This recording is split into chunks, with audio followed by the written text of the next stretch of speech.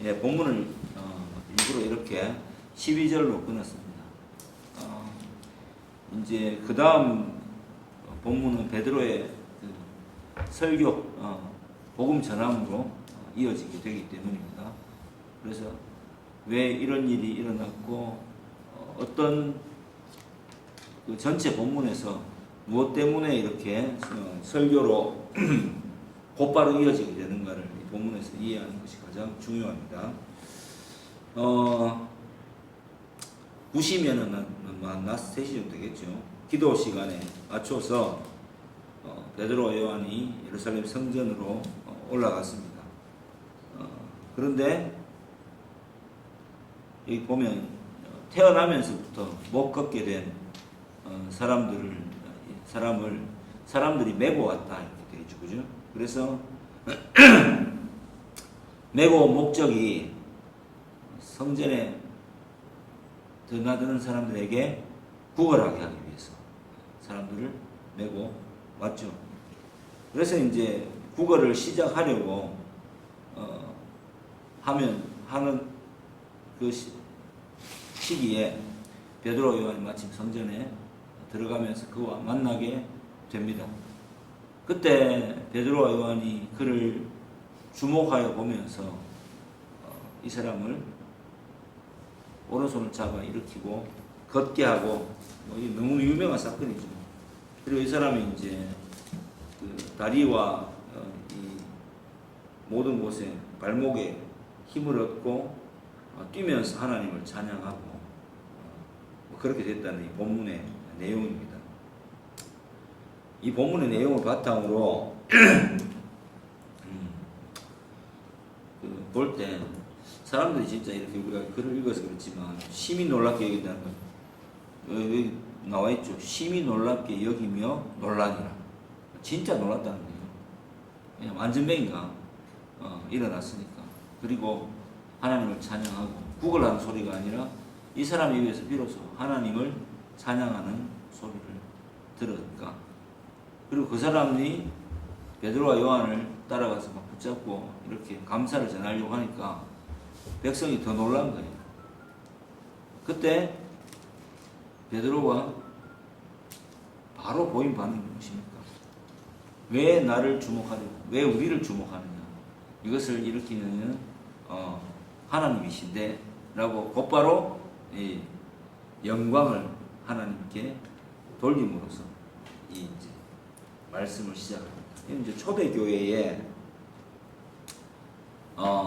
필요한 하나님의 어떤 그 역사라고 봐야 되겠죠. 예. 그래서 여러분들의 질문이 모든 것을 이미 가리키고 있기 때문에 질문을 토대로 한번 답변을 해보면서 설교를 진행해 보겠습니다. 첫 번째 질문, 안전뱅이가 일어나서 걸어다닌 것과 하나님을 찬양한다고 했습니다. 나사렛 예수의 이름으로 일어나 걸으라고 했을 때 안전뱅이는 믿음이 있어서 일어난 걸까요? 아니면 예수님 승천 이후 이적으로 더 많은 사람들에게 믿음을 주기 위해서 이런 일을 만든 걸까 궁금해졌습니다. 이 사람이 믿음이라는 것이 그 먼저 주어지는 것은 맞는데 이러한 경우에는 어떻게 됐을까요? 예. 이 사람 마음만 일어난 일이지만 우리가 추측해 보건대 베드로와 요한이 일어나라고 했을 때 이렇게 오른손을 잡아 이렇게 되죠. 오른손을 잡아 이렇게 일으켰을 때 이 사람이 느꼈을 거아닙니까? 발과 발목에 힘이 들어간다는 것을. 그리고 나서 자기도 많이 놀랐겠죠. 그리고 하나님 찬양했다는 것은 진짜 할렐루야라고 막 하는 척했습니다. 세상에 나에게 이런 일이 생기다니.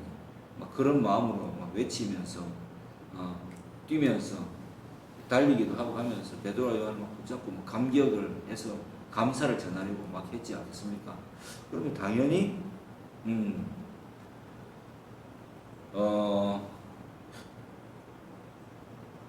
하나님을 믿는 믿음이 주어졌다라고 보기보다는 이 일어난 일을 토대로 해서 오랫동안 성전에 앉아 있었지만 이 일이 나에게 일어나고 하나님이 살아계시다는 것을 비로소 이 사람이 알게 되었으니까 뭐 어떻게 봐야 되겠습니까? 선택받은 자다라고 보는 게 맞겠죠, 결론적으로.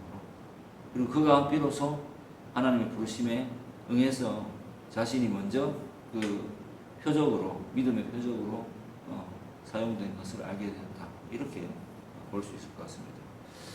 그리고 계속해서 이적이 일어납니다. 초대교회에서는. 왜 그랬을까요?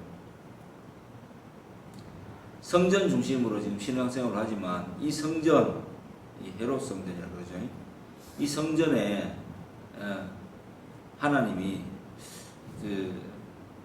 계시는 것이 아니라 예수 그리스도를 통하여서 예수 그리스도로 하나님이 오셨다는 것, 그리고 성전의 주인은 예수님이시라는 것을 그들이 지은 성전에 들어가서 이 사도들은 백성들에게 알리기를 원했던 거죠.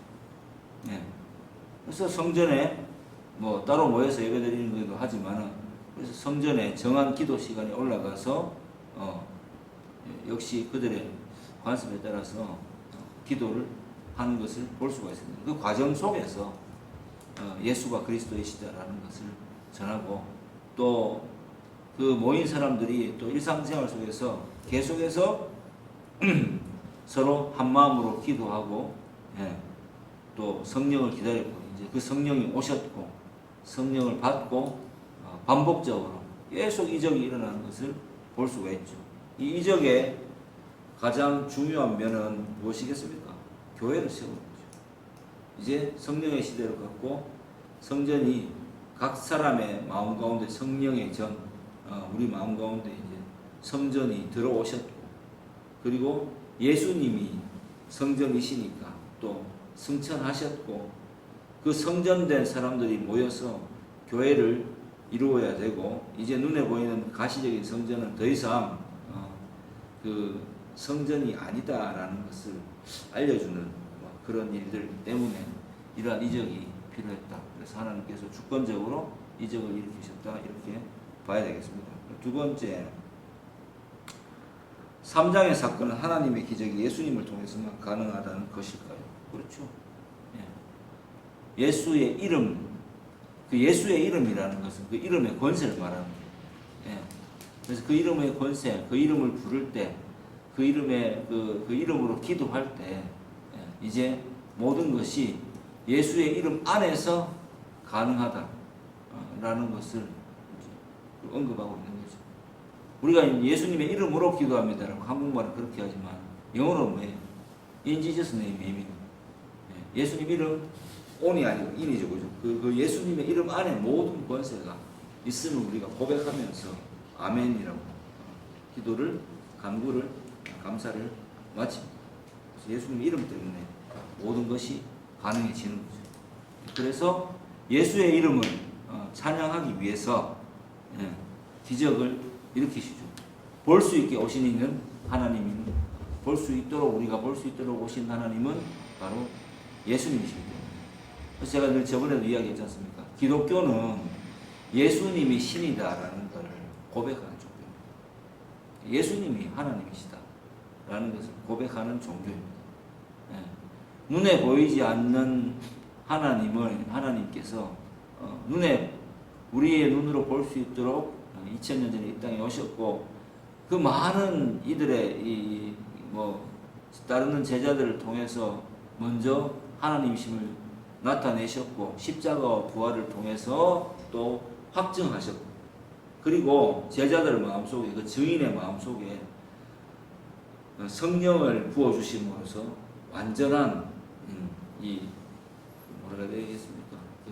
성도와의 교제를 허락하셨고, 그래서 교회가 생기고, 이 교회가 지금까지 이렇게 전체적으로 세계적으로 확산되었다는 게, 이게 이제 기독교의 실제입니다. 실제. 자, 세 번째 질문. 말씀 속에 저 때에는 못 걷는 일을 걷게 하는 것과 같은 기적을 보여주고 있습니다. 지금의 현 시대에서는 저런 기적이 왜 일어나지 않는 건가요?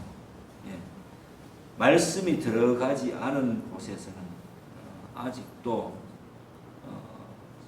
말씀이 보급되지 않은 곳에서는 가끔 이런 이적들이 일어난다는 사례가 보고되고 있습니다만, 말씀이 들어가고 난 이후에는 이 말씀 안에서 하나님의 주권적인 역사에 따라서 아직도 교회 안에서 이적이 일어나기도 합니다. 그런데 오늘 이 본문이 가르치는 게 뭐냐면은 이적에 집중하지 말라는 거예요. 기독교의 역사, 기독교가 이적의, 이 기적의 종교라는 것으로 국한되지 않도록 지금 제안하고 있는 거예요. 왜냐하면 기독교는 말 그대로 예수님이 하나님이시다라는 것을 전하는 종교인데 기적이 이미 일어났잖아요. 교회가 섰다는 것이 제일 큰 기적입니다. 그리고 우리는 지금 이때의 제자들처럼 예수님을 만나지도 못했는데, 그죠? 각자의 체험에 의해서 나는 각자의 체험에 의해서 지금 예수를 믿는 사람이 되었고 뭐 성도가 되었지 않습니까? 나는 여러분들에게 일어난 사건을 모르잖아요. 심령의 변화를 모르고. 하지만 우리가 지금 동일하게 예수님을 주와 그리스도로 하나님으로 고백하고 있잖아요. 이것만큼 큰 기적이 있겠습니까? 지금 진짜 신기하지 않아요? 나 교회라는 게 너무 신기한 것 같아요. 예. 그리고 이 안에 진짜 예수님 말씀하신 대로 알곡과 죽정이가 있고, 예? 또 바르게 믿는 저 바르지 못하게 믿는 사람이 있고, 말세까지 마지막 주님 오시는 그 재림의 날까지 알곡과 죽정이를 그대로 두고 지상교회가 흘러가고 있고, 근데 그 속에서 분명히 또 알곡이 존재하고, 진짜 성도들이 존재하고, 그들은 서로 만난 적도 없고, 그죠? 서로 또 본 적도 없는데, 이야기를 들어보면은 내가 만난, 내가 믿고 있는, 내가 체험한 예수님을 동일하게 고백하고,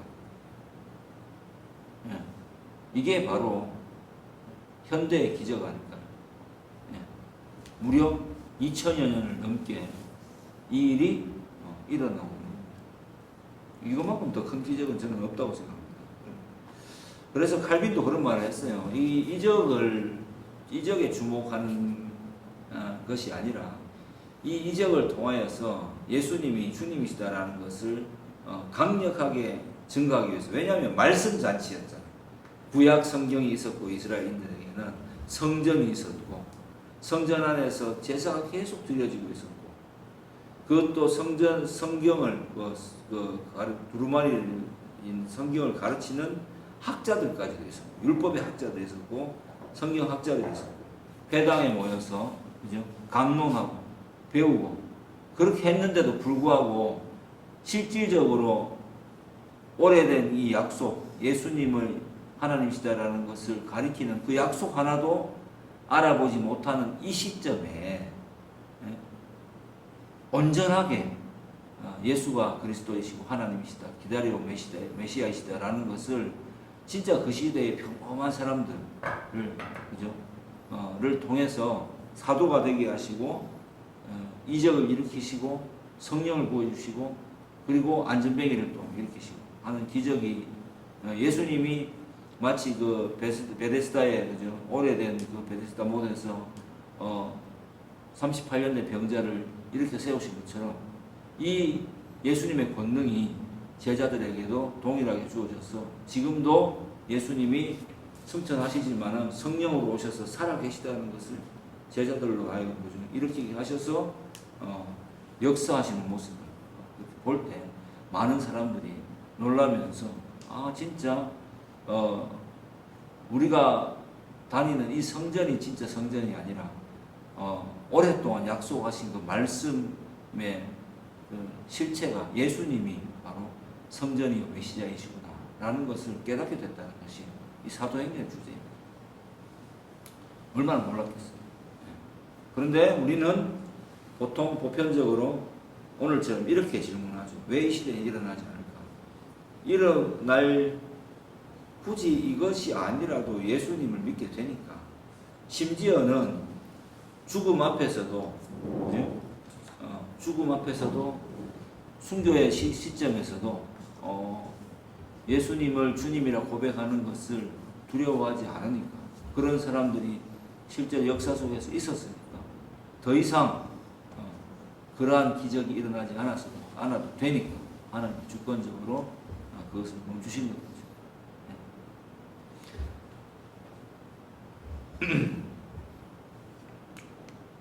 그래서 일어나지 않는 겁니다. 자, 네 번째니까 궁금한 점은 이 안진뱅이는 날마다 성전 미문 아름다운 문이죠에 앉아 있었고 베드로와 요한도 성전에 다니면서 매번 보던 사람이었을 겁니다. 그런데 이적이 일어나는 날은 주목하여 보았다고 적혀 있습니다. 그렇다는 것은 성령의 역사하시는 특정한 시기가 있는 것인가요? 자, 그래서 본문을 잘 봐야 됩니다. 성령 강림 사건 이후에 이제 기도하러 올라가죠. 그리고 성령을 받고 나서 이 안전뱅이를 보았을 때 베드로와 요한의 마음이 무엇이었을까? 이걸 한번 생각해 봐야 되는 거죠. 그전에는 그냥 주목하여 볼 필요가 없었죠. 왜냐하면 그 사람의 필요가 무엇인지를 못 봤으니까. 근데 성령을 받고 나니까 이 사람들의 필요가 무엇인지를 정확하게, 이 사람의 필요가 무엇인지를 알게 되는 거죠. 예. 계속 가장 그 핵심 인 장소에서 하나님의 은총을 받지 못하고 그냥 부활하면서 살고 있는 그 사람을 보았을 때에 성령을 받고 난 이 베드로와 요한은 예수님께서 베데스다에서 그죠 38년 된 병자를 일으키시고 나면서부터 소경된 자를 실로암 물가에서 이렇게 그죠 눈을 씻어서 밝게 하시고 에바다의 사건을 밝게 하시고 죽은 나사로를 살리시는 그 장면을 상상하지 않았겠습니까? 떠올리지 않았겠어요? 회상하면서 그렇지 그 예수의 영이 내 몸에 들어왔을 때 주님이 원하시는 것은 그 이사야의 예언대로 죽은 자를 약한 자를 살리시고 죽은 자를 살리시고 약한 자를 일으키시고 그죠? 가난한 자에게 그 부요함을 주시는 그러한 사건의 성취라는 것을 느끼고 그것을 할 수 있도록 우리를 사용하시는구나라는 것을 그죠? 느끼고 그 권능으로 충만해서 이 사람을 보면서 이 사람의 필요를 눈여겨보면서 일으키게 되지 않았을까요? 지금도 마찬가지입니다. 우리는 예수 믿잖아요. 근데 우리는 생각보다 많이 위축되어 있어요. 근데 우리가 하나님의 말씀을 이렇게 묵상하고 알면 할수록 어떤 사람을 만날 때 그 사람의 대화의 이면이라든가 그 영적 상태를 쉽게 얘기해서 캐치할 수 있게 됩니다. 알게 되죠. 그게 주목하여 보는 거잖아요. 근데 그거를 보지 못하는 상태가 대부분의 자연인의 상태, 믿지 않는 자의 상태 아니겠습니까? 왜냐하면 사람은 자기 말고 관심이 없어요. 굳이 왜 내가 타인에게 관심을 가져야 되지라고 기본적인 생각을 가지고 있습니다. 근데 예수 믿으면 뭐가 바뀝니까? 타인에게 관심을 가지게 되죠. 왜냐하면 저들도 예수를 믿어야 되는 사람들이고 예수님이 꼭 필요한 사람들이라고 하는 생각이 들기 때문에 저렇게 계속 자기만 생각하다가 평생을 살게 되면은 인생의 마지막 시점에 왔을 때 어떤 결과가 기다리는지 무엇보다 알기 때문에 인생의 마지막 시점이 안 되더라도 현재에도 그죠? 그 인간이라는 존재가 우리가 믿음이 있지만은 정말 이 나 자신에 대한 그 자신을 사랑하는 마음과 타인에 대한 그죠? 그 긍휼히 여기는 마음, 성령께서 주시는 마음과의 충돌을 일으키지 않습니까? 그리고 맨 먼저 생각나는 것이 나 자신을 생각하는 마음이 아직도 가장 크겠죠. 그런데 믿는 것과 믿지 않는 것의 차이가 무엇이냐? 바울이 딱 고백하지 않습니까? 로마서 7장에. 예? 죄 아래로 사로잡아 오는 그죠? 끌고 오는 그 마음과 예? 또 성령께서 자유케 하시는 이 복음을 전하고자 하는 열정이 함께 공존한다는 사실에 대해서 되게 놀라잖아요. 근데 먼저 언급한 것은 뭐예요? 예. 오라 나는 공고한 사람이로다. 이 사망의 몸에서 누가 나를 건져내리까. 이렇게 고백하잖아요. 그러니까 제일 처음 바울도 들었는 마음은 자기 자신을 사랑하는 마음이 먼저 있었죠. 그러니까 놀랍게도 우리에게 두 마음이 존재하는데, 그죠? 믿지 않는 사람들의 마음에는 한 마음이 존재합니다. 나를 바라보고 내게 이득을 주고자 하는 그 마음만이 존재하는 것이고, 예수를 믿게 된 사람의 마음속에서는 하나님께서 주신 사명을 생각하는 그 마음이 같이 있다라는 것을 사도 바울이 깨달은 거죠. 그리고 이 곤고함에서 이끌어낼 수 있는 것은 생명의 성령의 힘이 나를 죄와 사망의 그늘에서 벗어나게 했다라고 로마서 8장 1절에 외치지 않습니다. 고백하잖아요. 그래서 예수님을 믿는다는 것은 타인의 필요에 영적 필요에 관심을 가지게 됐다는 뜻으로 봐도 무방합니다. 저도 예수님을 믿게 되고 믿음을 선물로 받게 되고 그리고 나서 비로소 사람들에게 예수님이 꼭 필요한 것을 깨닫게 되었습니다. 그전에는 뭐 그냥 교회를 다녔지만은 왜 예수님이 왜 저 사람들에게 필요할까라는 것을 생각할 겨를도 없었고, 그냥 지옥 가기 싫어서 천국이라는 곳이 있다고 하니까, 예수 믿으면 구원받고 천국 간다 그러니까 나 자신을 생각하는 마음으로 가기 싫을 때도 있지만 뭐 부모님의 또 뜻에 의해서도 가기도 했고 또 그냥 앉아 있기도 했고 그랬던 것 같아요. 근데 성령의 역사가 딱 일어나면 어떻게 됩니까? 타인을 바라보게 됩니다. 왜 예수를 믿어야 되는지 내가 먼저 깨닫기 때문에, 예수님이 없으면 어떤 삶을 살게 되는지 알기 때문에 이 또 다른 세상을 이 사람들에게 보여주고 싶은 마음이 분명히 생기게 되어 있습니다. 그 마음을 가지고 지혜롭게 전도해야 됩니다. 그래서 지난주에 내가 설교하면서 여러분들에게 이야기했듯이 타인을 바라보는 그 마음이 내 자신에 대한 어떤 내 자신의 진심을 전달할 수 있는 방법이 먼저 내가 어떤 적어도 기본적인 열정을 갖추고 말씀을 알고 그죠.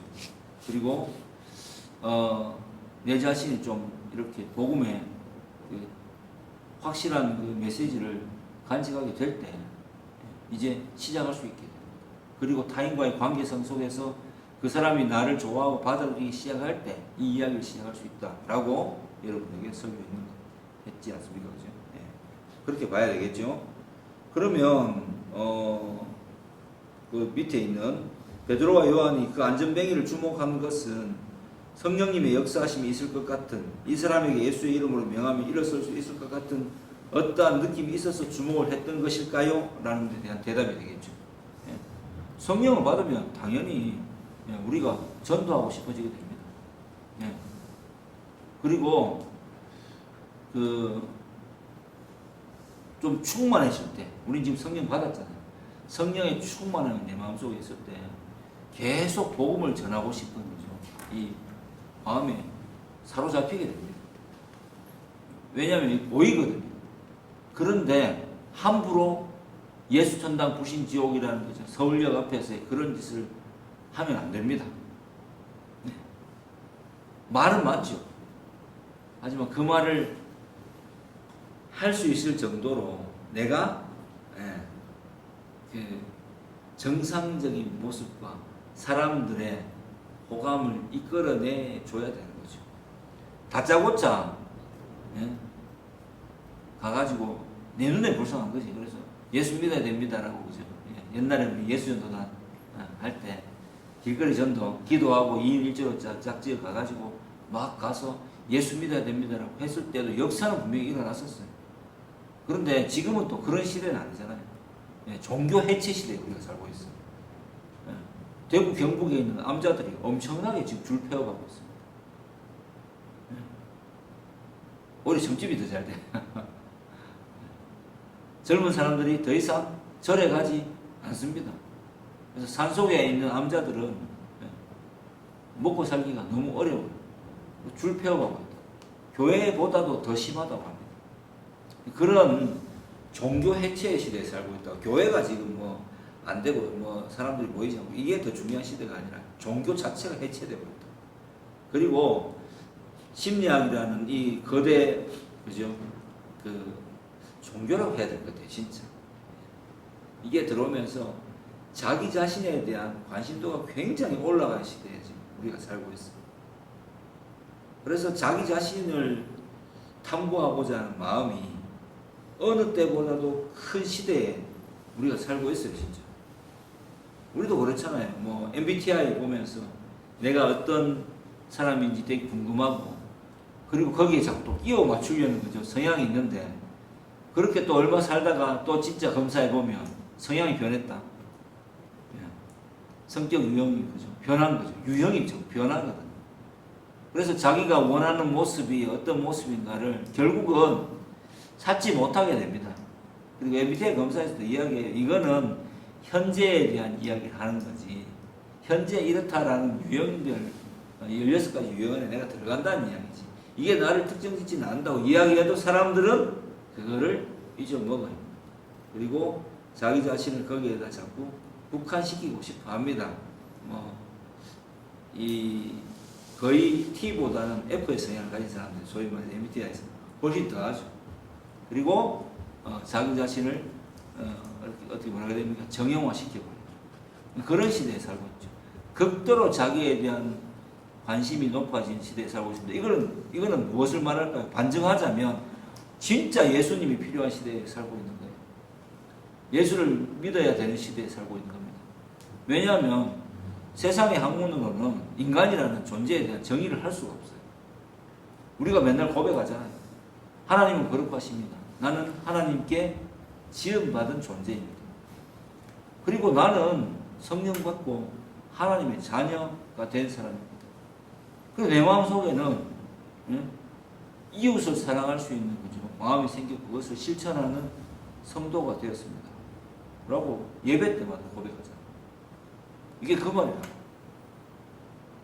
여러분들 친구들 만날 때 그러한 점에 주목하시기 바랍니다.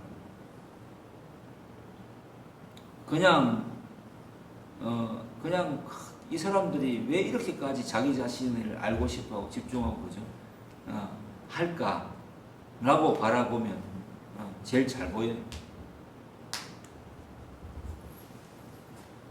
그리고 그들의 고민에 대해서 귀를 기울이고 진짜 말을 하게 된 상태가 되었을 때 잠시 다니엘처럼 하늘의 하나님께 묵도하고 내 속에 계신 성령님께 힘을 빌어서 기도하고 그리고 다가가면 열매가 맺히겠죠. 저는 청년부를 담당할 때 그런 이야기 많이 했었는데 예수 믿는 것을 대단히 좀 예수님을 알게 됐고 내가 믿게 되었고 깨닫게 되었다는 것에 대해서 굉장한 좀 자부심을 가져요. 예수 믿기가 쉽지 않아요. 내가 믿고 싶다고 믿어지는 게 아니기 때문에. 그래서 그런 기적이 마지막에 있는 우리 마지막 묵상거죠. 보면 그런 기적이 성전 앞에 은과 금을 요구하며 하루하루 살아가는 안진뱅이와 같은 인생에서 나를 바뀌게 만드는 겁니다. 우리가 성전 앞에 있는 이 안전뱅이와 다를 게 뭐 있었습니까? 사실. 그죠? 예수님을 만나기 전에. 어떻게 살아야 될까? 철이 들고 나서는 그죠? 어떻게 살아야 될까? 이 험한 세상을 어떻게 이겨내야 될까? 뭐 어떻게 하면 내가 좀 행복해질 수 있을까? 행복해지고 싶잖아요. 그 철학적인 거죠. 요구. 나의 번영을 추구하면서 온갖 생각들을 해보지만 그 암담함이 우리의 마음을 짓누를 때가 얼마나 많았습니까? 지금도 그럴 수 있잖아요. 금수저, 은수저, 뭐 흙수저 이런 단어들이 우리를 얼마나 짓누릅니까? 그리고 친구들 바라볼 때 좀 있는 집 사람들, 자녀들과의 이 교제를 해보면 또 얼마나 그들이 가진 거죠. 그런 것 때문에 나는 좌절할 때가 솔직히 많지 않아요. 그랬었습니까? 그런데 예수님을 믿으면 예수님이 나의 앞길을 인도하시잖아요. 진짜 여기서 여러분의 삶이 해방되었음을 느낍니까? 그리고 이렇게 살아도 되는지에 대해서 어떤 삶의 방향성에 대해서 고민하게 되고, 그리고 예수님을 믿는 이 말씀을 믿는 마음과 그 실행으로 살아가게 될 때 내 삶이 계속해서 풀려가는 경험을 한번 해보셨잖아요. 돌아봐야 되는 거지. 산송에 있잖아요. 지금까지 살아온 것 주의 크신 은혜라. 한이 없는 주의 사랑 말로 할 수 없도다. 자나깨나 주의 영이 항상 살려주시고 모든 일을 당할 때도 예. 주님의 그 인도하심이 어떤 상황 속에서도 나와 함께 있다는 이 사실을 깨닫고 경험하고 있지 않습니까? 그리고 로또가 되듯이 그렇게 주님 우리를 인도하시지 않아요. 왜냐하면 우리를 아시기 때문에. 예. 우리를 아시기 때문에. 우리를 자녀로 대하시기 때문에 그 성숙도에 맞춰서 자꾸 우리를 좋은 쪽으로 계속해서 이끌어내십니다. 사역할 수 있도록. 그러면 베드로와 요한이 어부에서 사도가 되었잖아요. 우리가 물론 뭐 예수님을 만난 사람이 아니기 때문에 사도가 될 수는 없겠지만은 우리는 성도가 되었잖아요. 그런데 능력 있는 성도가 되고 싶지 않습니까? 예. 능력 있는 성도가 될 수 있도록 하나님은 우리를 이미 세팅해 놨는데 우리가 그 커리큘럼에 들어가지 않는 거예요. 왜? 말씀을 읽고 이렇게 듣고 하는 거는 우리가 그죠? 이 마음 가운데에 깨달음을 얻는 거예요. 그 다음에 이 깨달음이 이 성령의 역사가 실질적으로 강력하게 와닿고 힘을 얻으려고 하면 뭘 해야 됩니까? 전도 실행에 옮겨야죠. 네. 탁상공론이 무슨 의미가 있냐? 복음을 알았으면 전해야지. 전해야 역사가 일어나죠. 핍박을 받든, 네? 미움을 당하든, 아니면 열매를 맺든, 안 하면 아무것도 없다. 하면 뭐라도 체험한다.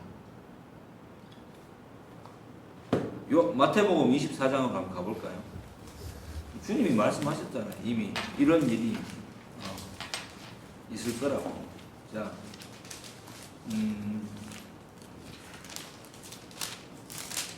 전도하면 무슨 일이 일어나느냐? 24장 9절에 보면은 그때 사람들이 너희를 환란에 넘겨 주겠다. 너희를 죽일 것이다. 너희가 내 이름 때문에 모든 민족에게 미움을 받게 될 것이다. 그때 많은 사람이 실족하게 될 것이다. 서로 잡아 가두려고 하고 서로 미워하고 많은 사람을 미워하겠고 많은 사람의 사랑이 식어지리라. 근데 우리는 뭐 해야 되냐면 끝까지 견디는 자가 구원을 받는다. 이미 정해져 있는 이 미래가 있다. 근데 이 속에서 이게 그러면 절망으로만 봐야 되느냐? 왜 천국 복음이라고 말씀하실까요? 이 좌절을 경험을 하는 것이 정상이고 그 속에서 예수 믿는 사람을 그죠? 예, 주님께서 선택하신 사람을 만나게 됐을 때 예? 울며 씨를 뿌리는 거잖아요. 그죠? 그러면 기쁨으로 단을 거두는 거잖아요. 근데 씨를 뿌릴 때 울어본 적이 없는 사람이 아무 그거 없이, 그러니까 씨를 뿌리질 않는데 어떻게 열매가 수확이 되겠어요? 여러 가지 프로그램, 이제 저는 이렇게 봐요. 복음 전함이 야성을 잃어버렸다, 이 시대가. 예. 야성을 잃어버린 것 같아요. 예. 자꾸 어떤 시스템이나 뭘 통해가지고 끌어들여가지고 뭐 이렇게 스며들면서 이제 설교를 들으면서 성령의 역사로 복음이 전해지기를 바래요. 그런데 우리의 믿음의 선조들을 보면 그게 아니었거든. 내가 아는 만큼 내 친구나 내 지인들을 보니까 너무 안타까워서 이 사람들에게 계속 본인이 전도하는 거예요. 이 사람들이 먼저 그 말에 반응하고, 그죠? 예, 반응하고 싶어하고, 궁금해하고, 뭐 어떤 연유로든지 간에 답답해하니까 내가 이 전하는 사람이 더 이상 뭐 이렇게 내가 전할 게 고갈이 되니까 어떻게 합니까? 교회로 데리고 와서 설교 듣게 하는 거죠. 그런데 지금은 어때요? 예, 목사에게 그냥 내가 전하지는 않아요. 그냥 놀러 가자는 식으로 해서 데리고 와서 그냥 앉아 있다가, 그러니까 책임을 전가시켜 버리는 거지. 나는 복음의 교제가 없고 내가 애끓는 마음으로 이 사람에게 영혼을 생각 기도하지 않고 복음 전하지 않았는데, 예? 열매가 맺히길 바라는 시대에서, 그러면 누구를 탓하겠습니까? 교회를 탓하고 주변 사람을 탓하고 목사를 탓하겠죠. 우리 교회는 작았어. 우리 교회는 뭐 시설이 엉망이라서. 우리 교회는 재정이 부족했어. 근데 잘 생각해 보세요. 내가 복음을 전하는, 그죠? 주체잖아요. 내가 증인이잖아. 내가 복음을 전해야 되겠지. 복음 전하면 무슨 일이 생겨요? 정말 잘해서 내가 호감을 쌓아서 이 사람하고의 이야기를 하게 됐는데 영이 다르면 어떻게 됩니까? 지난주에 누가 질문했었죠. 예, 소위 말해서 그때 십자가가 갈라나요. 예. 인상이 딱 바뀌든지 나를 안 만나려고 하든지 안 받아들이려고 하죠. 그럼 그때 우리는 좌절해야 되느냐? 당연하다고 생각해야지. 할 만큼 했는데 안 받아들이면 낙심은 되죠. 하지만 가만히 생각해 보면 나는 받아들이게 되었고 우리 교회에 있는 사람들은 받아들이게 되었던 이 일을 그 사람은 못 받아들이고, 그죠? 나를 밀어내고 미워하면은 아직까지 그 사람은 복음을 받아들일 준비가 되지 않았다라고 봐야 되겠죠. 또 다른 말로 하자면 나와 현재는 나를 만나는 목적이 다른 데 있다는 뜻이 되겠죠. 그러니까 존재 자체가 목적은 안 되는 거지, 내가 그 사람에게. 예? 사람이 제일 인정받는 데가 언제예요? 존재 자체가 목적이 될 때가 가장 의미 있는 거잖아요. 그죠? 예. 이 사람이 뭘 잘해서 만나고 이 친구가 나를 좋아하는 거지, 네가 뭘 잘해서 네가 뭐기 때문에 만나는 게 아니라 누구야, 나는 네가 너무 좋아, 네하고 있을 때 제일 좋아, 즐거워, 행복해, 이런 이야기를 들으면, 그죠? 가장 기분이 좋지 않습니까? 예. 그럼 나는 그런 사람이 누군가에게 되려고 노력했고 나도 그 사람을 그런 사람으로 받아들이려고 했는데 결정적인 순간에 이 인생의, 그죠? 그 가치관의 핵심을 가르는 질문이잖아요, 이게. 친구 간에. 이거를 복음을 전했는데 나를 딱 배제하고 밀어낸다. 그러면 어떻게 해야 됩니까? 사도 바울이 사도행전 읽어보세요. 어떻게 한다고요? 발에 먼지를 틀고 핍박받으면 도망가고, 죽을 뻔하면 옥문이 열리게 하죠, 그죠?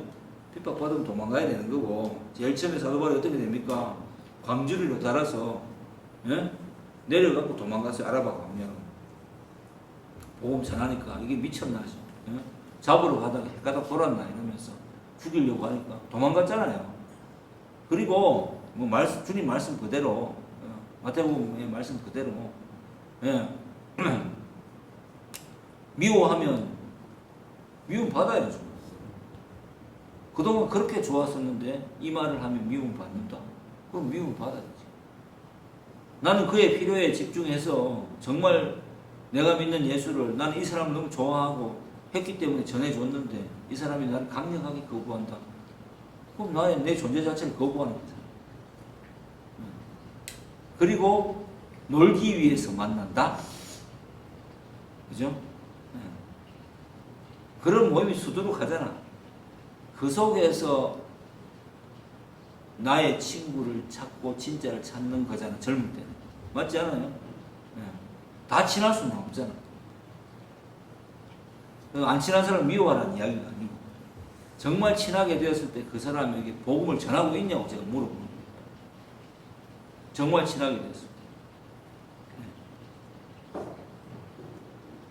저는 전합니다. 그리고 아니면 정말 결정적인 순간에부터 이제 나를 밀어내기 시작하면 어쩔 수 없지 뭐.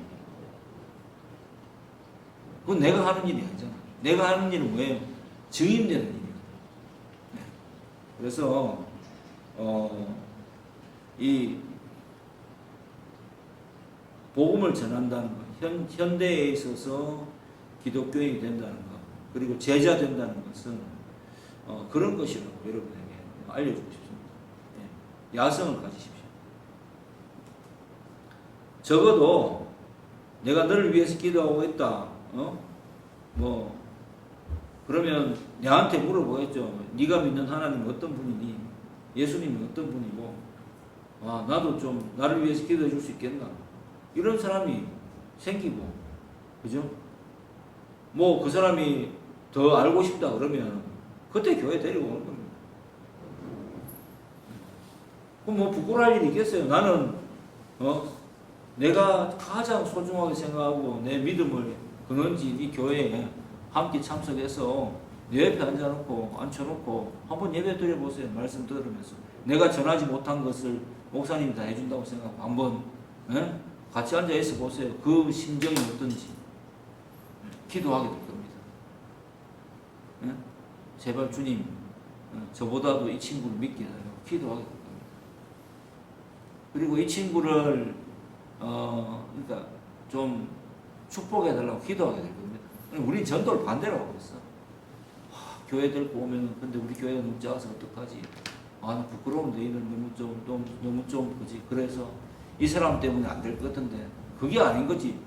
그 사람이 뭐 우리를 보고 오겠어?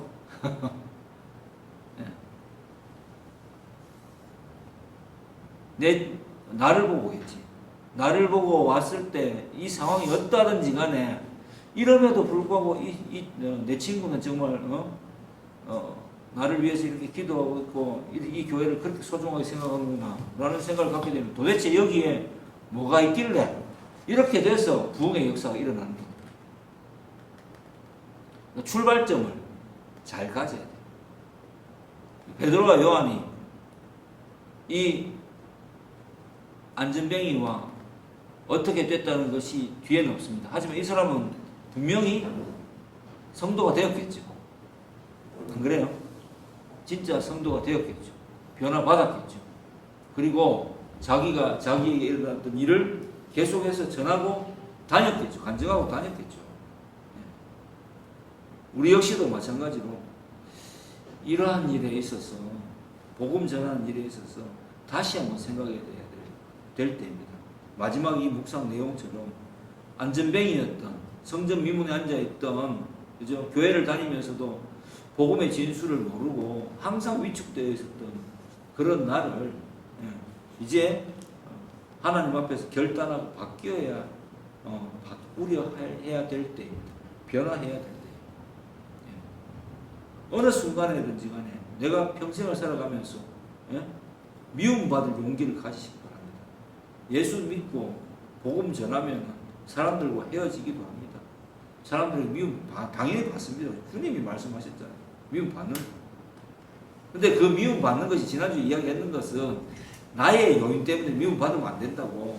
내가 예수 믿기 때문에 사람은 괜찮은데 저 예수 믿으라는 소리만 안 하면 좋겠는데라고 하면서 예수 믿는 것이 부담스럽고 이제 예수 믿는 것 때문에 네가 싫다라고 하는 이런 미움을 받아야 되는 거지. 옆에 가면 냄새 난다. 뭐 말도 좀 이상하게 한다. 굉장히 뭐 교회 다니는데 이기적이다. 이런 소리를 들으면서 미움 받으라는 이야기가 아닌 거예요. 아멘. 예. 그래서 변화받고 예수님의 이름의 능력이 내 마음 속에서 나타나요. 내 행동 속에서 나타나서 진짜 한번 열매를 한번 맺어보세요. 예. 진짜 전 여러분이 권하고 싶습니다. 예. 열매를 한번 맺어보세요.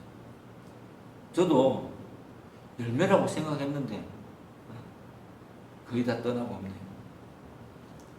이 시대의 특징이라고 생각합니다. 근데 뭐 어쩔 수 없잖아요. 나의 부족함도 많아. 또 해봐야죠.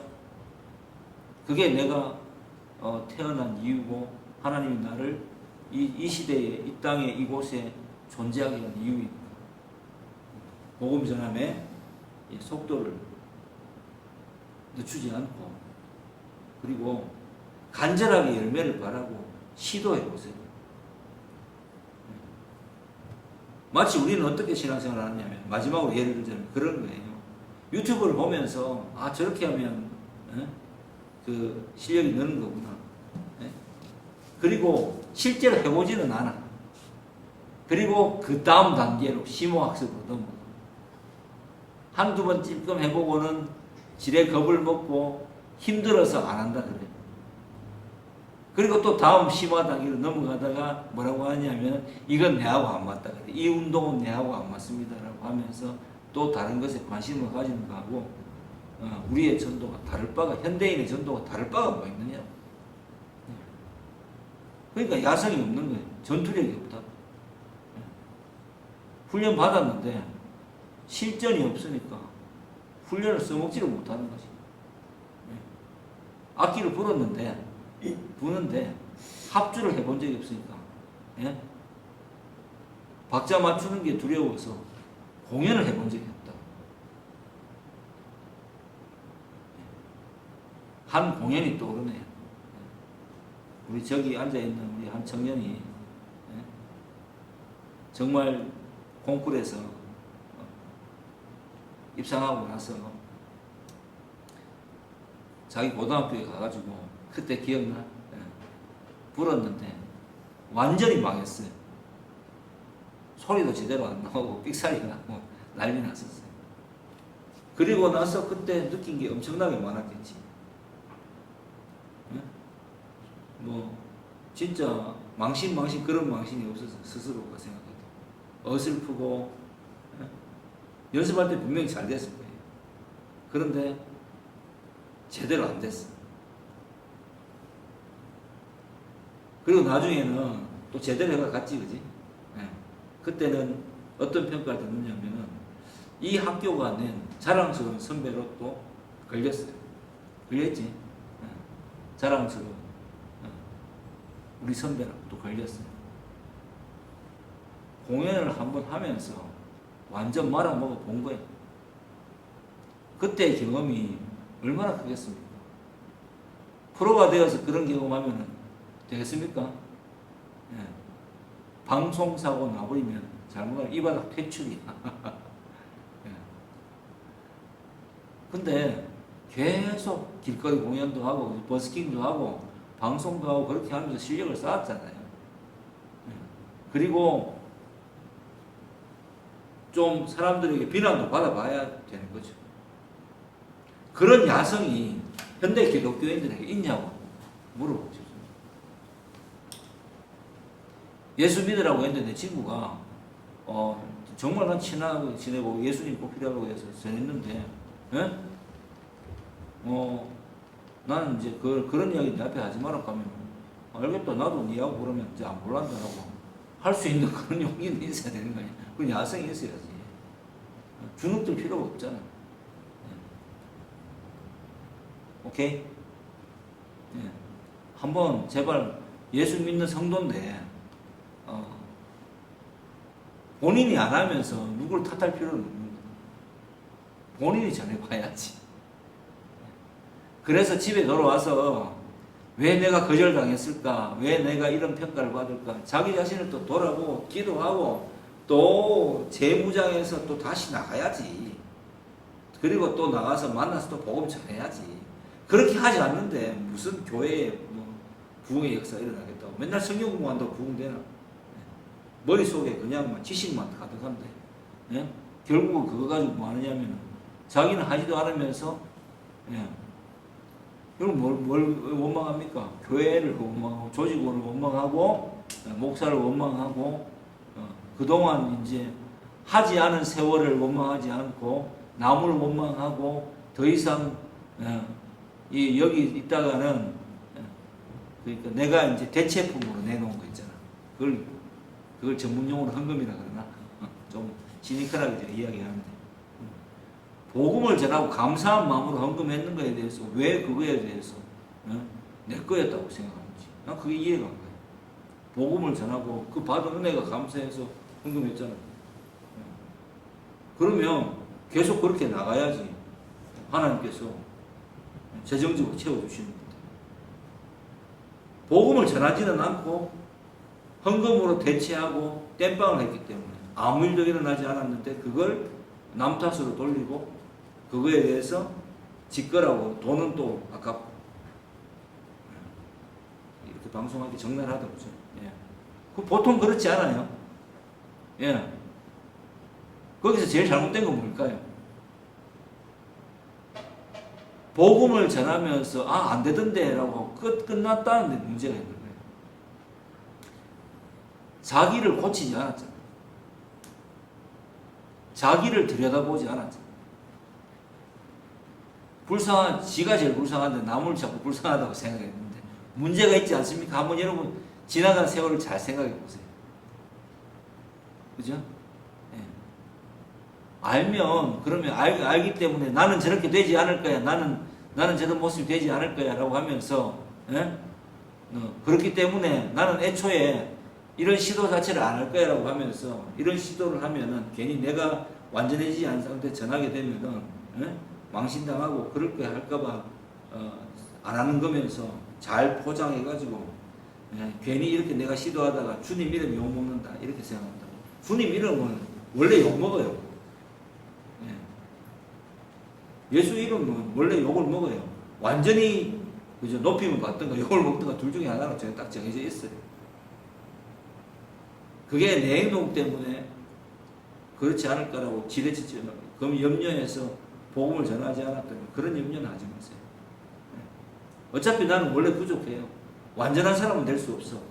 하지만 그 속에서 분명히 나에게 붙여주시는 어떤 이 안전뱅이 같은 존재가 분명히 있다고. 예수님이 꼭 필요한 사람. 예, 내 주변에 있다고. 그 사람에게 잘해주세요. 그리고 복음을 전하려고 기도하세요. 교회 데려가려고 그렇게 했나? 그 삐딱한 사람이잖아. 내가 진짜 이 소망의 이유를 물을 때에 제가 옛날에 그런 말 한 적 있죠. 정확히 답을 할 수 있어야지. 당신이 교회에 나와서 교회가 얻는 이득이 뭐냐고. 내가 친해졌을 때 내 친구가 그렇게 물어본다면 나는 그렇게 물어보거든요. 네가 교회에 나와서 교회가 그러면 뭐 얻는 이득은 뭐냐고. 뭐 헌금 많이 할 거냐고. 우스개 해야 아니잖아. 네? 아니잖아요. 그런 게 전혀 아니잖아. 그런데 왜 그렇게 이야기할까? 나오기 싫어서 그런 이야기 되겠지. 내가 좋지 않은 거지. 내가 전하는 복음이 와닿지 않는 거지. 애초부터 믿기 싫은 거지. 그렇지 않을까요? 예. 나를 만나는데 어떤 나의 다른 면 때문에 만나기도 하겠지. 칼로 무자르듯이 딱딱 잘라내고 떡국에 다 이런 이야기는 아닙니다. 관계를 넓게 가지고 정말 이렇게 잘 하는데 내가 착한 사람 신드롬에 시달리면서 위축되지 말아야 됩니다. 능력 있게 복음 전하고 복음을 통해서 야성을 가지고 복음을 전해서 열매 맺으라는 이야기입니다. 그게 누구든지 간에. 예. 그게 누구든지 간에. 그래서 열매 맺고 오늘 여기 예수 이름의 권세가 베드로와 요한에게 나타나서 이 안전뱅이를 나면서 안전뱅이 된 사람을 이렇게 세웠듯이 예수 내 안에 있는 예수의 이름으로 내 주변에 있는 사람들 중에 한 사람을 생각해 보세요. 떠올리고 그 사람에게 복음을 전해서 한번 열매 맺을 수 있도록 울며 씨를 뿌려 보시는 저와 여러분 되기를 주의 이름으로 축복합니다.